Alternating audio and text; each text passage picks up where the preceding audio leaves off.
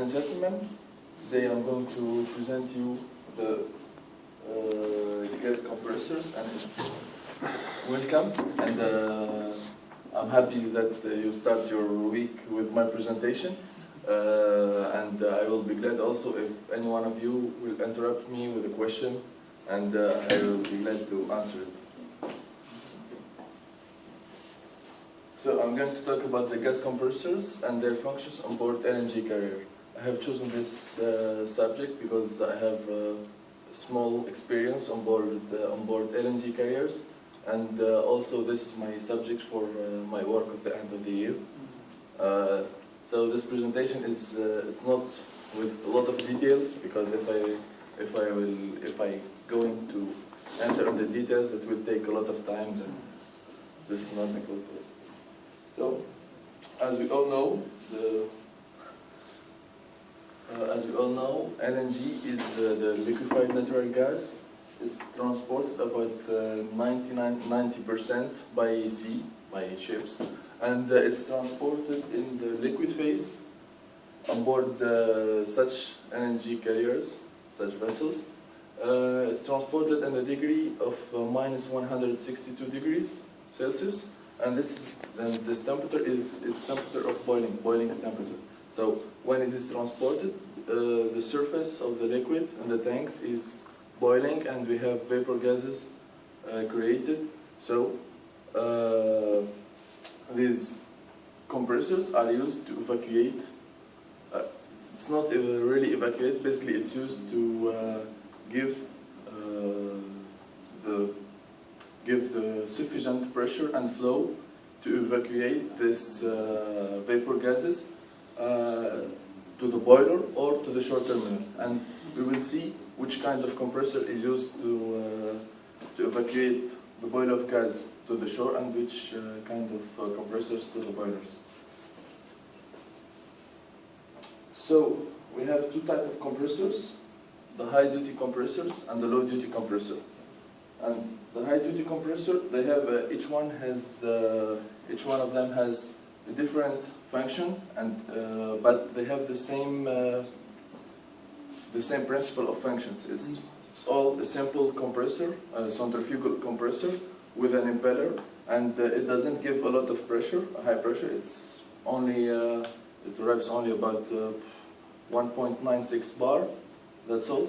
But it gives a big flow. It's can arrive.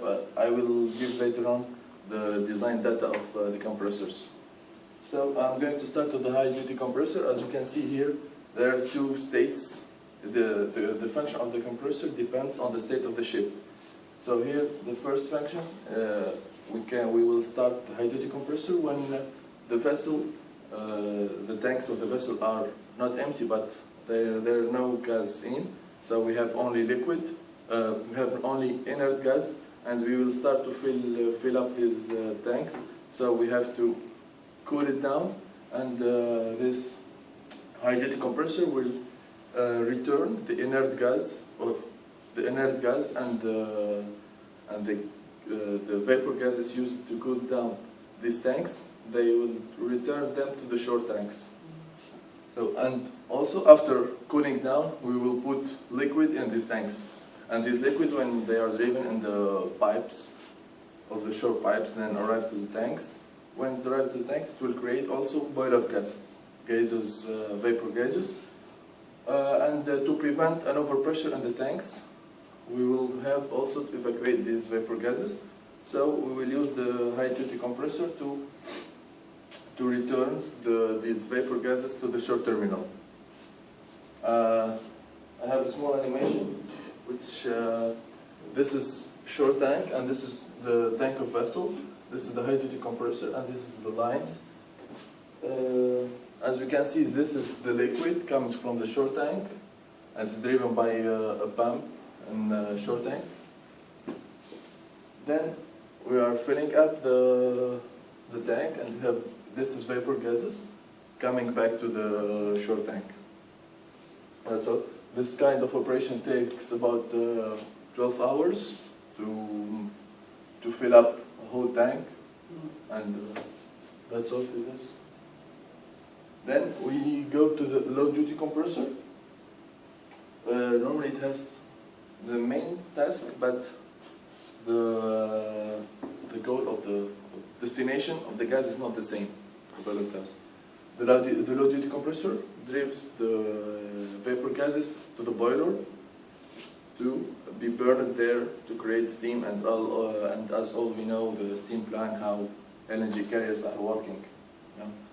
And so we say that the low duty compressor it drives the vapor gases to the boiler to be burned there, and that's all.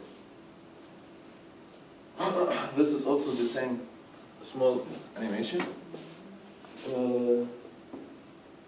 We have here the boil off gas. It's going to the mist separator. It's kind of to eliminate the mist from the gas, because the mist, the small particles can damage the impeller of the compressor.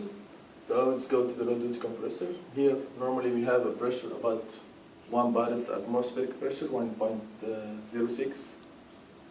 Then after the compressor we will have 1.96 bar. It's not a big thing, but we have a big flow.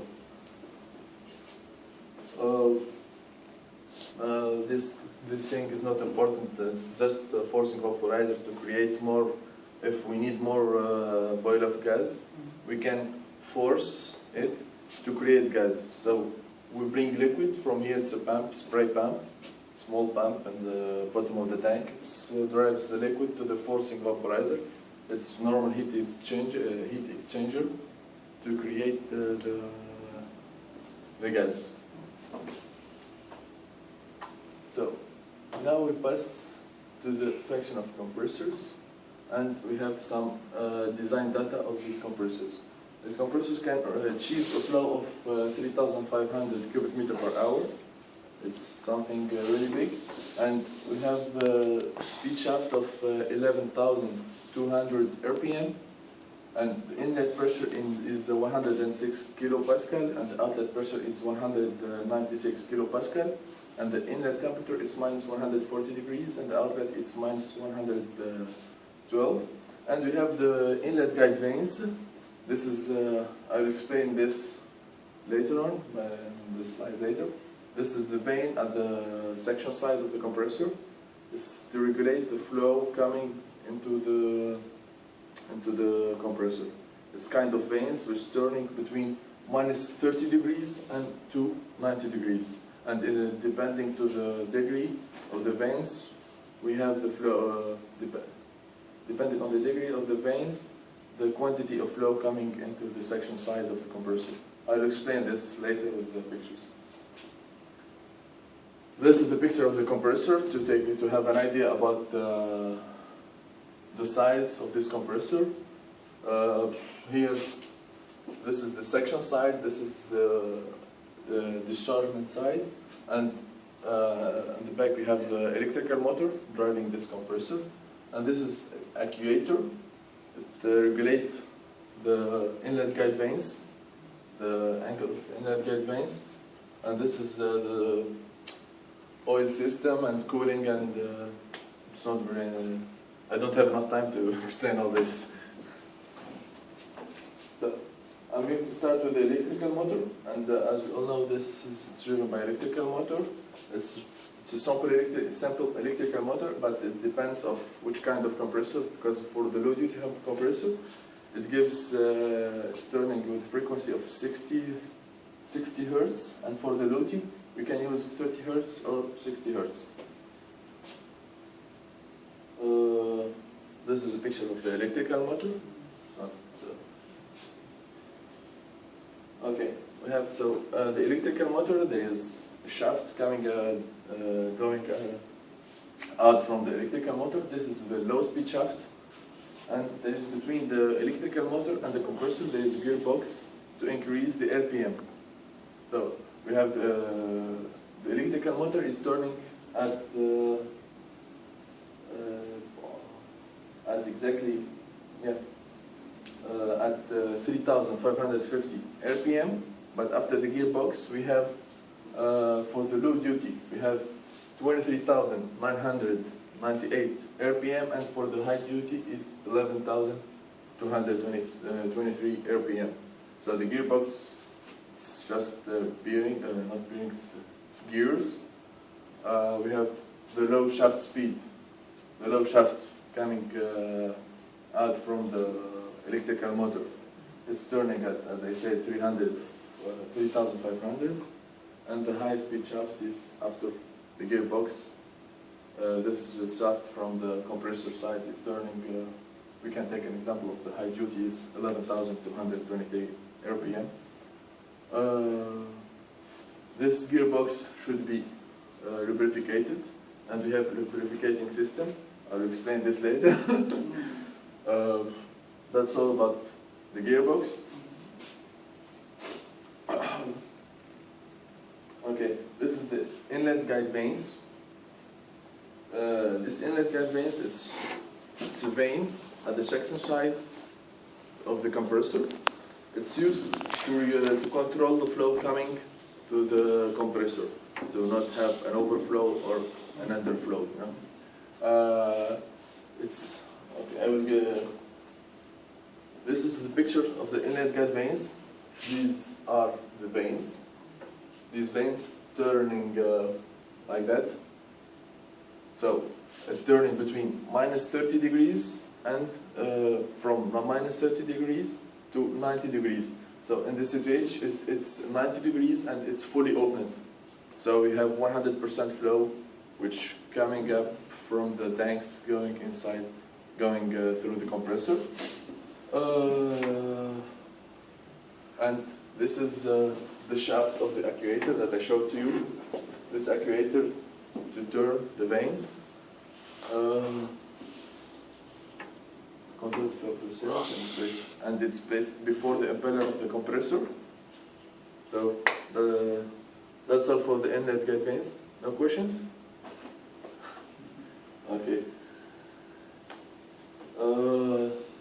Okay, now I'm going to explain the oil system. It's basically composed from main oil pump, auxiliary oil pump, lines, filters. That's all. So the oil pump, the oil system. Now, for example, if you want to start a compressor, we have at the beginning, about 30 minutes before starting the compressor, you have to start the auxiliary oil pump. This is a small pump just next to the compressor, and this is driven by a small electrical motor. This this auxiliary pump will drive the oil through all the circuit and to pre-lubrication. No? Then, after 30 minutes from starting the auxiliary pump, we can start the compressor. And when we start the compressor, the main pump, the biggest one, which is driven from the big electrical motor that is driving the compressor. It's related to him in the gearbox, because in the gearbox you have the shaft of the electrical motor from this side, the shaft of the compressor from this side, the shaft of the auxiliary pump from the main pump. So, and when the main pump is working, the auxiliary will shut down after 30 seconds, something like that, to be sure that the main auxiliary pump have the best RPM. You know, it's coming to